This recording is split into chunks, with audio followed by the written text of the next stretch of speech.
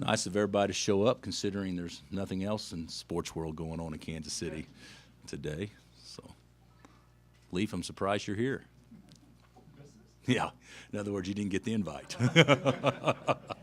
Company wouldn't pay for it, huh? Well, how we doing this, Chris? Fire away, Coach. Questions? Okay. You've got three shorter guards. Would you expect the norm to be two of those guys on the floor at the same time, or one? You know, Tom, I don't know what the norm's going to be yet, but I'd say in a perfect world, we need more ball handling. We need more playmaking. Last year our assist to turnover ratio wasn't what we hoped. We turned it. We didn't handle pressure as well as we hoped. Probably didn't feed the post as well as we hoped, and so, getting your better ball handlers and passers out there, you would think would help you do so. But, I can see a scenario where Wayne plays point with two big wings, and I can see a scenario where Frank and Devontae or Frank and Connor or whoever it is in the game at the same time. I don't see many scenarios where all three will be in the game together, but I think we can definitely play small. Frank's tough enough. He allows us to play small because I think he can guard a bigger guard. You like having that versatility? Yeah, I think so. Last year we were probably more versatile than what I thought we were or allowed us to be, because we were pretty locked in that we were going to play Wiggs at the 3 and Wayne at the 2, or vice versa. And when we did that, we really took away some playmaking and some perimeter ball handling and passing, I think. Not that Wayne's not a good passer, but he's probably not, the playmaker last year that Frank could be this year. I see us being small a lot. Whether that's but when I say being small, I can see us playing Wayne at the 4, Kelly Oubre at the 4, Brandon Green at the 4, to make us, even though standing height will be about the same, but to make us a much more perimeter-oriented team. Hunter Mickelson is the one guy with a history of blocking shots. What are the challenges for him to get on the court and fit in with everybody else? Well, Hunter's he's a prototypical 4-man. He's a face-up guy. So I think the challenge is for him is to play bigger than what he is or what he has been, because, I could be wrong, but I can't see anybody beating Perry out. So what's best for the team if Perry's on the court would be to have somebody that can keep him from having to defend the 5, somebody that can keep him from having to be the primary rebounder all the time, somebody that can keep him from having to play on the post because another guy can get angles and get easy baskets. So the reality is Hunter, with his skill set, will probably have to do some more things in order to see playing time, just because of what our needs are based on our other personnel. But you're right, he's our best shot blocker. Cliff's going to be a good one, but Hunter's a guy that, people don't realize this. Hunter blocked more shots than Joe did his last year at Arkansas than Joe did last year in less minutes. So he's naturally a pretty good shot blocker. Coach, what do you need to see from Perry in terms of his leadership, being such a quiet guy? You want to see some maturation in those areas? I'd like for him to be a little bit more vocal, but I don't think we're going to change Perry on who he is, and we don't want to try to make him. I like who he is, and I think in the past I've done a poor job with some of the guys, getting them outside their comfort zone so much that they forgot about playing. I think I did that with Frank last year, wanting to be a true point guard and be a leader and understand and this and that, and I think I took away some aggressiveness because he was always thinking. With Perry, he's never going to be your vocal leader. He's not going to be.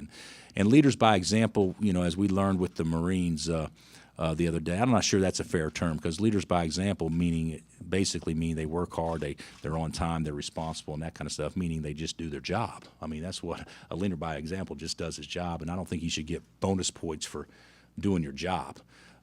But I do think that they can be recognized in a way that definitely give our team the best chance to be good. And Perry's one of those guys that if he can just add a little bit of the leadership things vocally or whatever to his repertoire, then I think it'll make our team a lot better. But I'm not looking to have Perry be the vocal guy at game point that he's telling everybody what to do. I want Perry to go score. And if that's who he is, he's a scorer. So let's let him be who he is and just improve in those other areas a little bit. How has Brandon improved, and what do you expect of him this season? Brandon's really improved. Of course, last year he's one of our most talented guys, and didn't play much. And this year he's in a dogfight for playing time because that's a loaded house, crowded house back there with Wayne and with Kelly and with Svi and with Brandon. That's four really good tall perimeter players, and so. Brandon's going to have to do some more things on the defensive end and learn how to make others better. But Brandon Green is a very talented guy. I mean, he's arguably as good a shooter as we have. He's run all day. He can do a lot of different things athletically. He's gotten stronger, but he's still got to buy into Garden on the other end. Coach, how has Svi maybe handled his transition here? So far, great. He doesn't speak the language as well as he understands it. Joe understood it perfectly, but he always acted like he didn't. He was a master of that. Svi isn't as bright as Joe in that regard as far as being a con. Joe was great at it. When things are going good, Joe understood every word. When things were going bad, oh, Coach, I don't understand at all. But Svi isn't like that. I think Svi gets it. He understands, but he's a really talented guy. You'll see how impressive he is athletically and skill set and all those things. The only knock on him right now is young. He should be a high school junior or senior as opposed to a college freshman. But he's going to be really good. As young as he is that a factor in how much he'll play? It could be. Everybody says strength. I'm not sure it's strength as much. I like his body. I think he'll get stronger and stuff. But I still think he can. A guy could knock him off his line pretty easy, and being physical with him and stuff like that. He's going to have to learn how to become more physical. But one thing about him, we haven't been in a practice situation yet, but when you stop and think about who's played against the best competition, he may have. And who's played against the strongest men, he may have. And so we talk about the things that he may be a little bit lacking with because of his age. Well, he's the only one out there played against 28 and 30-year-olds consistently. So it may not be as much of a factor as what we might think.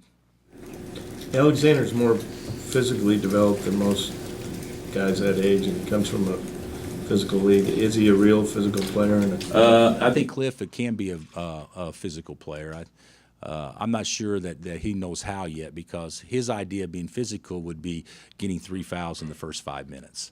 So he's going to have to learn how to guard and move his feet and pick his spots, that kind of stuff. But I see some similarities with Cliff and Thomas, that kind of stuff. Cliff is probably a little bigger at the same stage, about the same athletically, offensively about the same. There's a lot of similarities in them.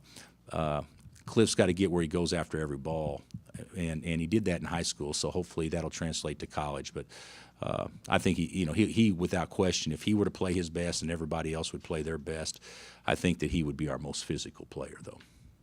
What do you see in Devontae, and does there have to be some kind of natural progression for him? He's so young. Yeah, I think there needs to be, but I'll be honest with you,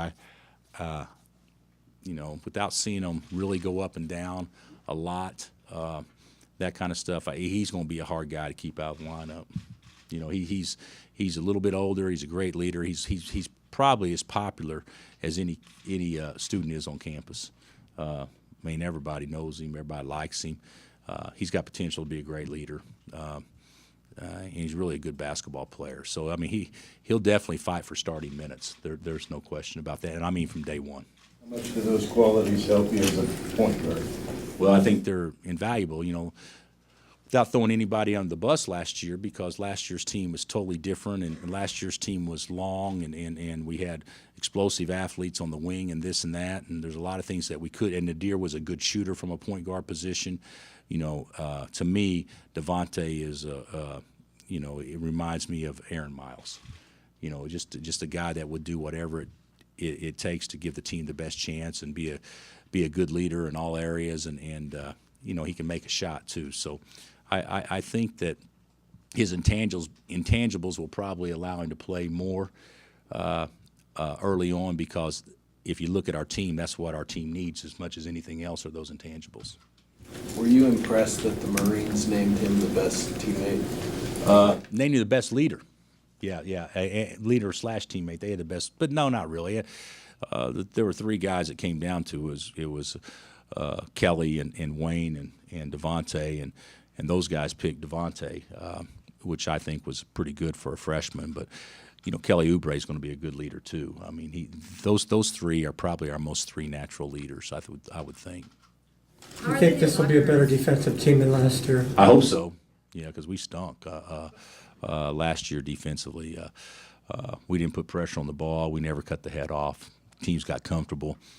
When I say we stunk, we were probably still the best or second best defensive team in our league, but that's not who we've been for years, and we've been better than that. And so, we don't have a shot blocker behind us. If it weren't for Joe last year, there's no telling how bad we'd looked at times defensively because, people got the ball where they wanted to get it, and he covered up mistakes. This year we don't have a guy to cover mistakes like that. That's 7 foot tall, but I do think we're going to be able to pressure the ball and deny one pass away, and I think you're going to see a pretty good defensive team. How are the new locker rooms, and do you expect them to help with recruitment at all? The new locker room, it's awesome. Matter of fact, no, Chris won't give everybody a tour, but still though, it's they're really really good. I mean, we had nice locker room before, but what's been done here recently is tremendous. And Chris, I'm trying to think, what was the name of the company? But you guys remember? Somebody wrote an article, I know, but what is it?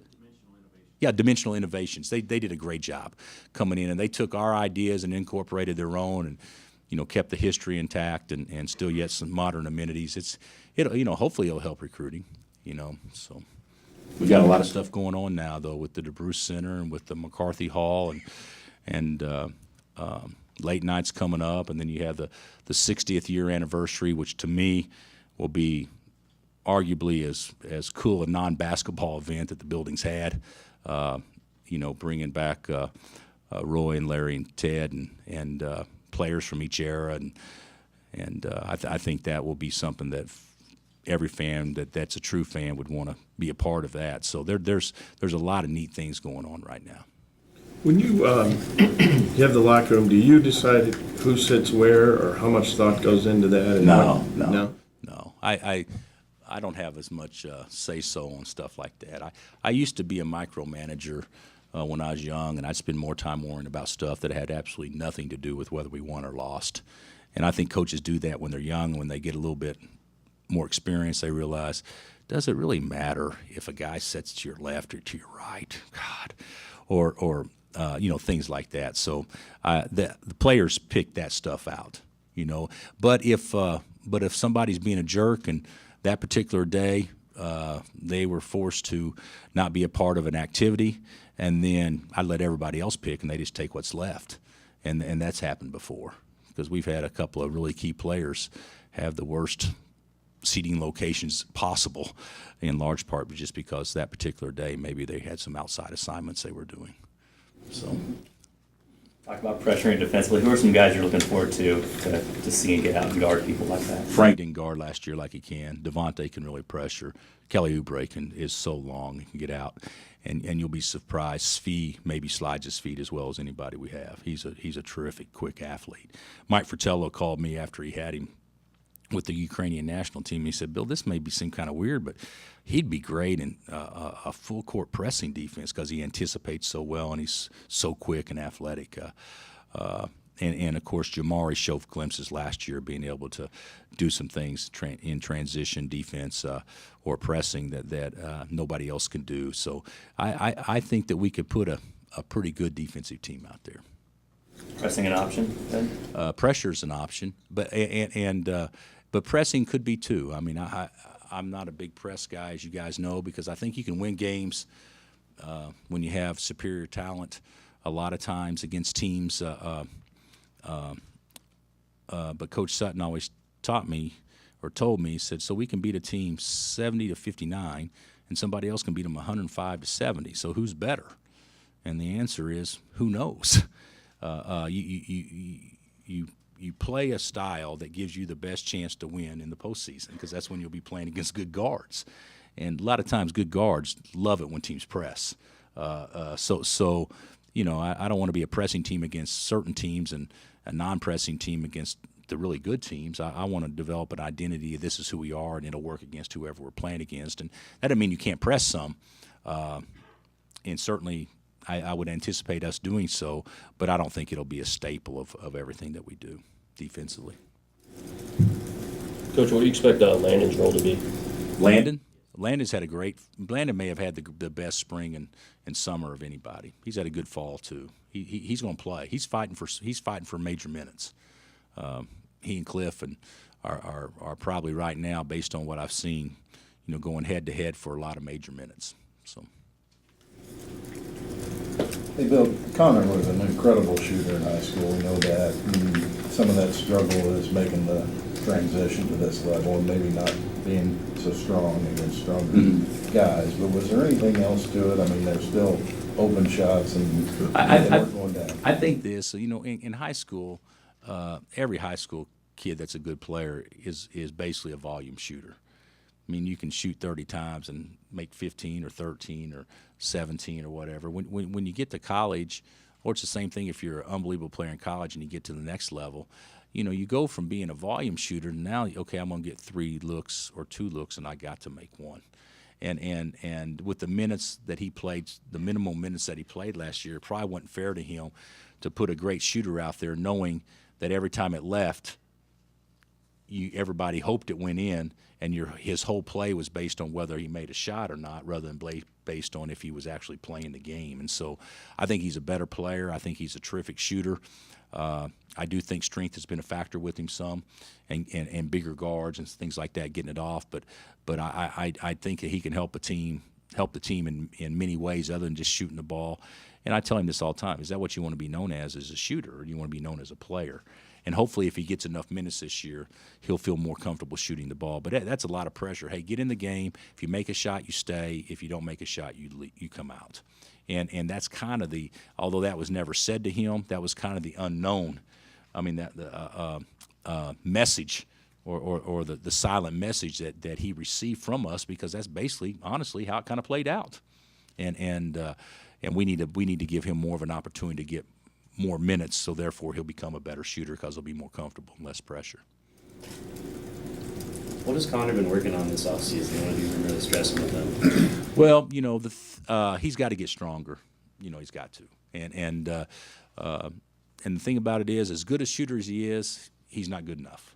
And as strong as Wayne is, he's not strong enough. Everybody's got something they can get better at. But the way that he could really help the team as much as possible is obviously with his strength and with his shooting ability. So I think that those are the things that to me are still the key to him becoming a great college basketball player. What do you talk about Perry being who he is, Frank being who he is? Is that something you learned last year after Andrew, maybe trying to have him be one guy, then he was just kind of himself? Is that something? No, I don't think so. I think I learned something through the program we just had too. You know, we had a lot of counseling sessions with those Marines, and how their platoon leaders and things like that, you know, handled each of their prospects and that kind of stuff. And the whole thing is we got some guys that are really good at what they do. We don't want to take away from that by making them think to be something that they're not comfortable being. But on the flip side, they need to get out of their comfort zone some, but probably not to the point that I wanted Frank to be out of his last year. So, you know, I don't think it was much of a factor with Perry, but with Frank, I do. Everybody, is Perry going to be the leader because he's obviously the most experienced guy? Well, yeah, he's a leader, but he's not going to be the vocal guy. He's not going to be a guy that people turn to and say, "What do we do?" You know, not going to be like that kind of guy, but he can certainly be a guy that takes more of a role with that. But we really need Wayne and Devontae, to be candid with you, to step up and be a lot more of that. So, and Jamari's good at it too.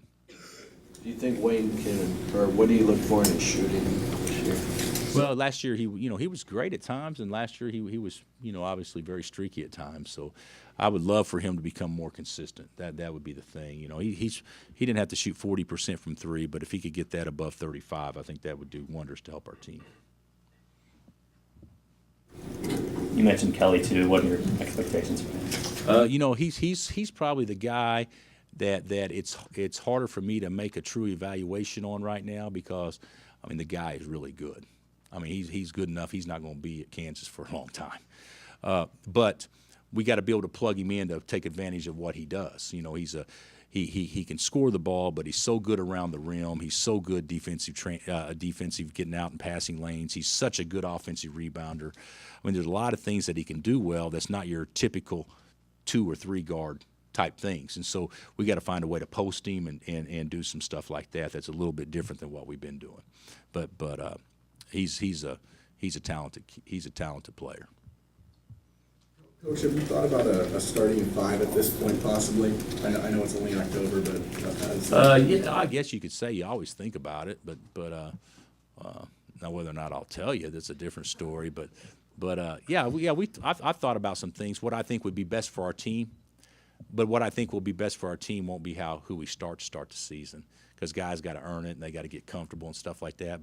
But by conference play, I think in my mind I have a team in mind that I think I'd like to see kind of become that.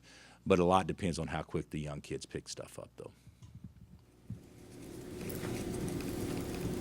Top to bottom, how would you assess the talent of this team compared to your other team?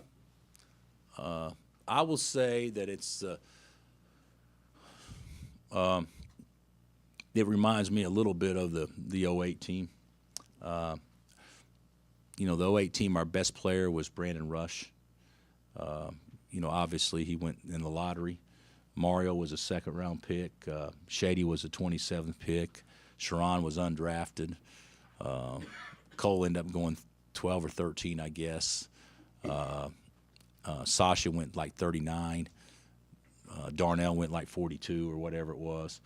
But this is a team like that in that there's not a first, second, or third pick right now. I mean, I'm not saying somebody couldn't become that eventually, but right now there's not. I wouldn't think. But, God, we got a whole bunch of good players.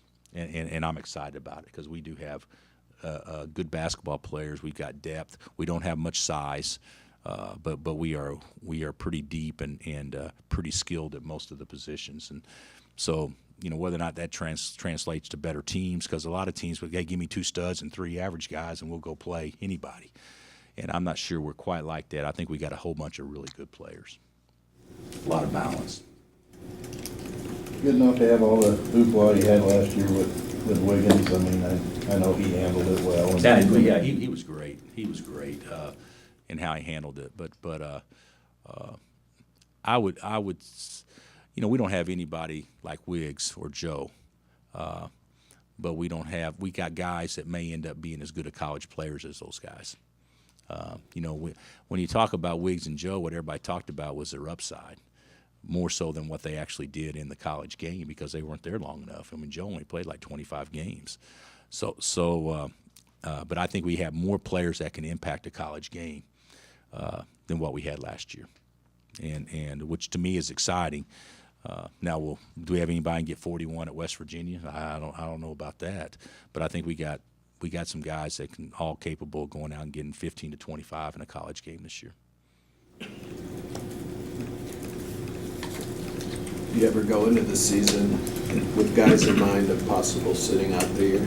With red shirts? Yeah, I thought about it. I don't know who would be a candidate this year, though. You know, Landon's not a candidate, obviously. Hunter's not a candidate, obviously. Jamari's not a candidate, obviously, because they've already set out years. So I don't know who else would be a candidate right now. So right now, I'm not thinking. That's one question you guys can remove from your list because I don't think the red shirting will be a possibility with anybody. How big is late night for recruiting and this year compared to others? Well, you know, late night's always big. You know, it's we've I can't talk about specific recruits and everything, but you know, it's not only big from a recruiting standpoint; it's big from our player standpoint. A lot of our players that we sign come to late night, and then that's something that they always look forward to, would be being a part of this, and so we look forward to it, and hopefully our fans will continue to support it. I know last year we had a few issues on getting people in, and those issues have been resolved. So anybody that wants to come, they can get in. They just need to make sure they get here. In the time slot in which before the fire marshal or whatever closes the door, and we hope that's the case. We hope that's a problem, but we haven't really had a problem. There's only been 2 years we had an issue. My first year here, we had to turn some people away, and last year we had to turn some people away. Every other year, everybody's gotten in the building, so I certainly hope that doesn't deter anybody from coming.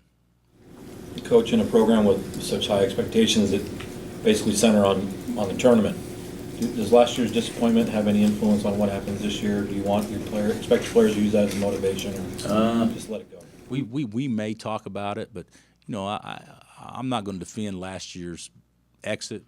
But, I mean, that wasn't our team out there playing last year either. I mean, that team that was out there at the end last year was not a 2 seed. We didn't have Joe. Joe was the best big man in the country. And you take the best big man in the country off of any team, your team's not going to be as good. And we played a team in which we didn't play well. They played better than us. They were bigger. Their size bothered us, stuff like that. So I'm not sure that I think it can be motivation that, hey, we don't want to allow that to happen again. But sometimes in sports, stuff just happens. And some things you just can't control. And could we have won that game easily? Absolutely. And could we advanced and possibly played Florida in the Elite Eight game or whatever it would be? Absolutely. I mean, we were in the game and we were good enough to do that, but we didn't have near as much margin for error last year as what a lot of people thought. So I thought, to be candid with you, up until Joe got hurt, I thought that team did a great job. I thought we won a lot of games with a bunch of young kids, and they kind of figured it out as they went. But obviously after he went down, we weren't the same team after that. Do you have any surprises on the All Big 12 team? Are you surprised Wayne didn't make it? No, I'm not surprised. The way they do the league selections with the coaches, which is fine, is you can't vote for your own guys. So the one thing that I was really surprised at is not one of our players got a vote, other than Perry. So we didn't even have an honorable mention guy, other than Perry made the first team. So, that may be something that we tell our guys. Because we got plenty good enough players that they could be at least receive some consideration, at least I think. I haven't seen the polls. Have the polls come out yet? So when do they come out, Chris? See, I don't understand that either. So we get the preseason all conference teams 2 weeks before media day, and the teams don't. I don't understand that, but certainly, we may be picked to win it, we may not, but our league is going to be. I've seen several magazine things, and some people have us in the top 5, others have Texas in the top 5. Some people have Iowa State in the top 10. No question about that. And, of course, OU's well thought of. I saw Vital still had them as high as 19, I believe, and K-State was right around the top 25. So this year on paper, if last year was the best year the league's ever had, this year on paper it appears to be just as good. So it'll be tough to win the league. Whoever wins it will deserve it. You mentioned trying to take some guys out of their comfort zone last year. Do you feel you got out of your comfort zone at all? In what way? Coaching, maybe changing some styles? Nah, probably not. Probably not. I don't think so. I think that if anything, last year, with the type of team we had, with the personnel that we had, the one thing I would tell you is I don't think we were as hard and as tough as what a Kansas team typically is. So we didn't do a good enough job as a staff of getting them that way. And that's something that we may not play very well this year, but that'll be a point of emphasis with our staff each and every day to make sure that does not happen again. That doesn't mean that it won't happen, but we're going to definitely emphasize that it won't. So I think personalities, youth. I think there's a lot of reasons without going into much detail, but I don't think we were as tough and as hard as what our other teams have been. And I think we recruited some tough, hard kids now. So Got time for a couple more. Any motivational words for the Royals? I'm sure they're all listening. So Hosmer's thinking right now, I wonder what's going on at the KU basketball press conference. So no, I think those guys are doing great on their own. It's awfully cool to watch, and I'm a big fan. I don't go to near as many games as I should, but those are some. I mean, to me, it's so cool to see a bunch of young kids out there that are men that are having the time of their life. I mean, they're down, if I'm not mistaken, 8-7 with 2 outs in the bottom of the 12th, and they got a pinch runner in the game. That's the fastest guy in baseball? Is that right? And he's dancing at third base, and he hadn't even scored yet. I mean, you just don't see that with other. I mean, to me, that's cool, and I think it's great. I think it's great. So, and I don't understand. This is something else, and not that I understand this, but basketball coaches obviously their work can be dissected a lot, but baseball is a lot easier to dissect it because there's strategy on every pitch. I mean, every pitch there's a strategy, and it blows my mind that in baseball, you could put up a poor hitter to pinch hit for a guy, and the opposing pitcher throws a bad ball over the plate, and he hits it to left for a single. The same pitcher throws a perfect pitch to your best hitter, and it strikes him out, and all of a sudden the manager's an idiot because you had the bet. I mean, it's unbelievable. It's all about where the pitcher throws the ball, and I don't think a manager can control that. That's on the other team. So I get such a kick out of it because there's so much strategy involved, and everybody thinks it's so easy. But that guy over there has done an unbelievable job, And the other thing that amazes me is, they have to manufacture runs because they don't have power hitters. Where everybody else, if you get 2 people on, you play for a big inning or whatever, and we play every inning's playing to try to get 1 run. Isn't that right, Bob? For the most part, and so I think it's pretty cool. I think it's so cool to see what those guys have done because they're really good. They're really good.